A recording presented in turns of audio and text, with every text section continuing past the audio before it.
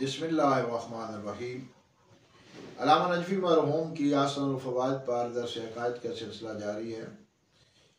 अल्लामा नजफी मरहूम ने इसके बाद बाब कायम किया है कि हज़रत इमाम जाफ़र सादिक़ अलैहिस्सलाम के दौर में इल्म कलाम की तरक्की के असबाब क्या थे, और इस बाब में तीन असबाब ज़िक्र किए हैं जिनकी वजह से हज़रत इमाम जाफ़र सादिक़ अलैहिस्सलाम के दौर में इल्म कलाम की ख़ुसूसी तशहीर हुई। पहला असबाब ये जिक्र किया है कि हज़रत इमाम जाफ़र सादिक़ अलैहिस्सलाम के दौर में बनु उमय्या की हुकूमत ज़वाल पज़ीर थी और बनु अब्बास की हुकूमत का संग बुनियाद रखा जा रहा था। बनु उमय्या अपनी हुकूमत को बचाने और बनु अब्बास अपनी हुकूमत को बनाने के चक्करों में थे, यानी जालिम के साथ मसरूफ़ था। हज़रत इमाम मोहम्मद बाक़िर अलैहिस्सलाम, हज़रत इमाम जाफ़र सादिक़ अलैहिस्सलाम ने इस दौर को गनीमत समझा और फुर्सत के इन लम्हात से इस्तिफ़ादा करते हुए इल्म कलाम पे ख़ुसूसी तवज्जो दी और ख़ुसूसियत के साथ इस इल्म की इशाअत की। दूसरी वजह ये लिखी है कि आगाज़ में इल्म कलाम में फ़कत इस्लामी नज़रियात को साबित किया जाता था, इस्लामी अक़ाइद को साबित किया जाता था, दीन हक़ को साबित किया जाता था। लेकिन हज़रत इमाम जाफ़र सादिक़ अलैहिस्सलाम के दौर में मंसूर दवानीकी ने मुख्तलिफ़ ज़बानों में मौजूद किताबें जो कि फ़नी थीं, इल्मी थीं, मजहबी थीं, इन किताबों का अरबी ज़ुबान में तर्जुमा करवाया। वो किताबें जो आम अफराद के हाथों तक आम अफराद तक जिनकी रसाई न थी, अब वो किताबें आम अफराद के हाथों में आईं। इल्मी माहौल की वजह से अफराद ने इन किताबों का मुताला शुरू किया। नतीजतन अफराद के अकायद मुतज़लज़ल होने लगे। इस अकीदे का तज़ल्ज़ुल देखते हुए हज़रत इमाम जाफ़र सादिक़ अलैहिस्सलाम ने इल्म कलाम में एक नए बाब का इजाफ़ा किया, या यूँ कहिए कि उस दौर में एक नए बाब का इजाफ़ा हो गया। पहले इल्म कलाम अगरचे एक सादा सा इल्म था, फ़कत दीन इस्लाम की हक़ानियत को साबित करना, लेकिन इस दौर में इल्म कलाम में एक नया बाब इजाफ़ा हुआ। वो था कि बातिल अक़ाइद या बातिल अदियान का बुतलान वाज़ेह करना। लिहाजा इल्म कलाम अब दो बाबों में तकसीम हुआ, एक बाब इस्लाम की हक़ानियत और दूसरा बातिल अदियान का बुतलान वाज़ेह करना और बातिल अक़ीदों को दलाइल के साथ, मोहकम अदिल्ला के साथ उनका बुतलान करना। हज़रत इमाम जाफ़र सादिक़ अलैहिस्सलाम ने इस पे ख़ुसूसी तवज्जो दी और ख़ुसूसियत के साथ इस्लाम की हक़ानियत को साबित किया और फिर दूसरे अदियान का बुतलान भी वाज़ेह किया। इस दूसरी वजह पे हमारी तालिब इल्माना गुफ्तगू ये है कि इसमें तो कोई शक व शुबा नहीं कि हज़रत इमाम जाफ़र सादिक़ अलैहिस्सलाम या हज़रत इमाम मोहम्मद बाक़िर अलैहिस्सलाम के दौर में दीन इस्लाम की हक़ानियत को और इसी तरह बातिल अदियान के बुतलान को वाज़ेह किया गया। ख़ुसूसियत के साथ हज़रत इमाम जाफ़र सादिक़ अलैहिस्सलाम ने इस इल्म की, इल्म अक़ाइद की, इल्म कलाम की तशहीर भी की और हज़रत इमाम मोहम्मद बाक़िर अलैहिस्सलाम और इमाम जाफ़र सादिक़ अलैहिस्सलाम ने अक़ाइद हक़्क़ा के इस्बात और बातिल अक़ीदों का बुतलान वाज़ेह करने में अहम किरदार अदा किया। इसमें तो शक व शुबा की गुंजाइश ही नहीं है। लेकिन ये कहना कि उस वक़्त अक़ीदों में तज़ल्ज़ुल पैदा हो रहा था, अक़ीदे बढ़ रहे थे, नतीजतन इल्म कलाम में दूसरे बाब का इजाफ़ा कर दिया गया, यानी बातिल अक़ाइद का बुतलान वाज़ेह करना, ये बात जो है वो हमारी तालिब इल्माना फ़िक्र तक रसाई हासिल नहीं कर सकी, यानी हमारी तालिब इल्माना फ़िक्र जो है वो इसको नहीं समझ सकी, क्योंकि दीगर मज़ाहिब का बातिल करना, दीगर मज़ाहिब को बातिल मज़ाहिब का बुतलान दलील के साथ वाज़ेह करना, ये तो इल्म कलाम का शुरू से ही हिस्सा था। बल्कि हम इन लफ्ज़ों में अर्ज़ करें कि इल्म कलाम नाम है इल्म अक़ाइद का, और इल्म अक़ाइद, हकीकी अक़ाइद, अक़ाइद हक़्क़ा उस वक़्त तक साबित ही नहीं हो सकते जब तक बातिल अक़ाइद का बुतलान वाज़ेह न किया जाए, जबकि बातिल अक़ीदों के मुतल्लिक़ बहस करके उनको रद्द न किया जाए। یا بعبارت دیگر اسلام نام ہے، اسلام کی بنیاد ہے لا الہ الا اللہ۔ لا الہ الا اللہ کا واضح درس یہ ہے کہ اس وقت تک حقیقی خدا کا اعتراف اور حقیقی خدا کو قبول نہیں کیا جا سکتا جب تک باطل خداؤں کی نفی نہ کی جائے۔ یعنی لفظوں میں عرض کروں کہ ہر پیغمبر اور رسول، ہر نبی اور رسول جو آتے رہے اپنی مقصد بعثت کے مطابق وہ دین حق کی حقانیت کو ثابت کرتے رہے اور باطل ادیان کا بطلان بھی واضح کرتے رہے۔ لہذا یہ کہنا کہ علم کلام میں دوسرے باب کا اضافہ حضرت امام صادق علیہ السلام کے دور میں ہوا، یہ وہ بات ہے جو کہ ہماری طالب علمانہ فکر تک نہیں پہنچ سکی۔ ہاں، اس میں کوئی شبہ نہیں ہے کہ امام جعفر صادق علیہ السلام اور حضرت امام محمد باقر علیہ السلام کے دور میں علم کلام کی خصوصیت کے ساتھ تشہیر ہوئی اور باطل ادیان کو خصوصیت کے ساتھ جو ہے وہ ان کا بطلان بھی واضح کیا گیا اور عقائد حقہ کو خصوصیت کے ساتھ ادلہ محکمہ کے ساتھ جو ہے وہ ثابت بھی کیا گیا۔ اس پر ہماری دوسری طالب علمانہ عرض یہ ہے کہ خود علامہ نجفی مرحوم نے علم کلام کے موجد کے حوالے سے بحث کرتے ہوئے یہ جملہ ارشاد فرمایا کہ علم کلام کے موجد حضرت پیغمبر اعظم صلی اللہ علیہ وآلہ وسلم ہے، اور اس دعوے کی دلیل دیتے ہوئے علامہ نجفی مرحوم فرماتے ہیں کہ پیغمبر اعظم کے احتجاجات اور استدلالات وہ اس بات کا شاہد ہیں، واضح دلیل ہیں کہ پیغمبر اعظم نے اپنی زندگی میں دین حق کو ثابت کیا اور باطل ادیان کا بطلان واضح کیا۔ اسی طرح مرحوم صاحب عیان الشیعہ کا نظریہ نقل کرتے ہوئے کہ جو انہوں نے اختیار کیا تھا کہ حضرت امیر المومنین علیہ السلام علم کلام کے موجد ہیں، اس ضمن میں دلیل دیتے ہوئے بھی یہ ارشاد فرمایا کہ امیر المومنین کے احتجاجات، استدلالات، خطوط، تحریریں وہ ساری اس بات پہ شاہد ہیں کہ امام علیہ السلام نے اپنے حق کو ثابت کیا اور مد مقابل کا بطلان دلیلوں کے ساتھ واضح کیا۔ دوسرے لفظوں میں کہ عقائد حقہ کو اس بات کرتے رہے اور باطل ادیان کو، باطل عقیدے کو محکم ادلہ کے ساتھ وہ رد کرتے رہے۔ یہ دونوں شخصیتوں کے قول کے مطابق، یعنی کوئی بھی نظریہ اختیار کر لیا جائے کہ علم کلام کے موجد پیغمبر اعظم ہیں، یا یہ نظریہ اختیار کیا جائے کہ علم کلام کے موجد حضرت امیر المومنین علیہ السلام ہیں،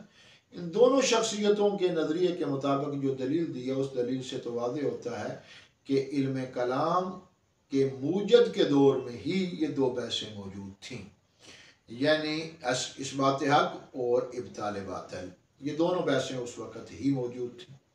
اور ہماری طالب علمانہ گفتگو کے مطابق اگر یہ قبول کر لیا جائے کہ علم کلام کے موجد خود ذات پروردگار اور قرآن مجید ہے، تو قرآن مجید میں بھی یہ دونوں بحثیں، یہ دونوں باب جو ہے وہ موجود ہیں، یعنی دین حق کا اثبات، دین حق کو ثابت کیا گیا اور باطل ادیان کو ادلہ کے ساتھ باطل کیا گیا ہے۔ لہذا اس لیے ہم نے یہ عرض کیا کہ یہ نظریہ اختیار کرنا کہ دوسرے باب کا اضافہ حضرت امام جعفر صادق علیہ السلام کے دور میں ہوا، یہ ہماری طالب علمانہ فکر تک رسائی حاصل نہیں کر سکتا۔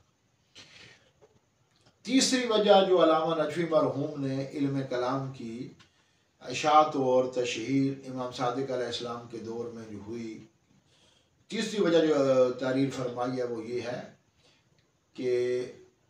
عربوں کے ذہن میں جمود تھا، خمود تھا۔ عربوں سب سے آغاز میں تو عرب ہی حلقہ اسلام میں داخل تھے، لیکن آہستہ آہستہ جب اسلام کا آفاقی پیغام پھیلتا چلا گیا تو تبت کے لوگ، یونان کے لوگ، ایران کے لوگ مسلمان ہونا شروع ہو گئے، حلقہ اسلام میں داخل ہوئے۔ یہ لوگ پڑھے لکھے تھے، یہ لوگ مہذب تھے، ان کے ذہنوں میں وسعت تھی، جبکہ عربوں کے دماغوں میں جمود اور خمود تھا۔ ان لوگوں کے حلقہ اسلام میں داخل ہونے کے بعد ان کے ذہنوں کی وسعت کے اعتبار سے اسلام کے متعلق ان کے ذہنوں میں نت نئے سوالات پیدا ہوتے، نت نئے اعتراضات پیدا ہوتے۔ ان سوالات اور اعتراضات کا جواب علم کلام کے علاوہ کسی دوسرے علم کے ذریعے سے نہیں دیا جا سکتا تھا۔ لہذا اس ضرورت کو محسوس کرتے ہوئے حضرت امام جعفر صادق علیہ السلام نے ایک مدرسہ ایک یونیورسٹی قائم کی جس میں جہاں دوسرے علوم پر توجہ دی جاتی تھی وہاں علم کلام پر خصوصیت کے ساتھ توجہ دی گئی، اور اس مدرسے اور یونیورسٹی میں امام علیہ السلام نے علم کلام کے متخصص اور ماہرین پیدا کیے۔ بہت سے شاگرد جو ہے وہ علم کلام کے متخصص اور اسپیشلسٹ تھے، جنہوں نے پھر آگے چل کر علم کلام کی خصوصی تشہیر کی اور اس علم کلام میں نمایاں کردار ادا کیا۔ یہ 3 وجوہات لکھی ہیں علامہ نجفی مرحوم نے علم کلام کی امام جعفر صادق علیہ السلام کے دور میں زیادہ اشاعت کے حوالے سے۔ اس کے بعد علامہ نجفی مرحوم نے بعض علماء کے تعارف کے عنوان سے باب قائم کیا ہے، اور اس باب میں علامہ نجفی مرحوم نے علم کلام کی میں خدمات انجام دینے والے بزرگان کا، علماء کا تذکرہ کیا ہے۔ اگرچہ یہ تذکرہ تفصیل کے ساتھ نہیں، اجمالی تذکرہ ہے، لیکن 99 علماء ذکر کیے ہیں علامہ نجفی مرحوم نے اس بحث میں، جن کی خدمات کا اعتراف کیا ہے کہ علم کلام میں انہوں نے نمایاں کردار ادا کیا اور خدمات انجام دیں، اور اس کے ساتھ اجمالی طور پہ مختصر انداز سے اپنے معاصر علماء کی خدمات کو بھی سراہا ہے، اور کہا کہ ہمارے معاصرین میں سے بھی علماء نے علم کلام میں خصوصیت کے ساتھ کام کیا۔ شکر اللہ سعیہم۔ اگر ہم اس باب میں ان علماء کی سیرت، کردار اور ان کی زحمتوں، ان کی محنتوں پر گفتگو کرنا شروع کر دیں تو شاید سالہ سال جو ہے وہ اسی گفتگو میں بیت جائیں اور ہم اپنے مقصد سے بہت دور ہو جائیں، جبکہ ہم اپنے مقصد یعنی علم کلام کی بحثوں میں وارد ہونا چاہتے ہیں۔ لہذا اس باب کو مختصر کرتے ہوئے ہم تیمناً و تبرکاً فقط 2 علماء کا تذکرہ کریں گے، ایک صاحب علم شخصیت متقدمین میں سے جن کا یہ رسالہ اعتقادیہ ہے، جس کی شرح احسن الفوائد ہے، اور اس شخصیت کا نام شیخ صدوق کے نام سے یہ شخصیت معروف ہے، اور دوسری شخصیت علامہ نجفی مرحوم کے معاصرین میں سے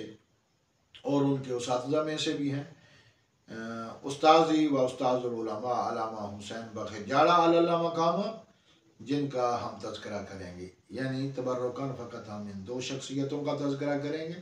ایک متقدمین میں سے اور ایک علامہ نجفی مرحوم کے معاصرین میں سے۔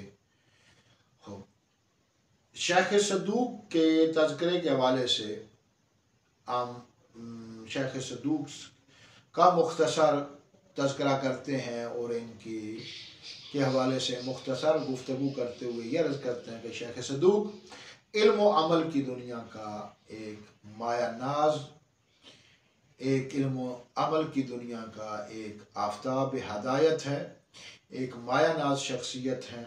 شیخ صدوق کسی تعارف کے محتاج نہیں، آپ کا اسم گرامی محمد بن علی بن حسین اور آپ ابن بابوے کے نام سے بھی معروف ہیں۔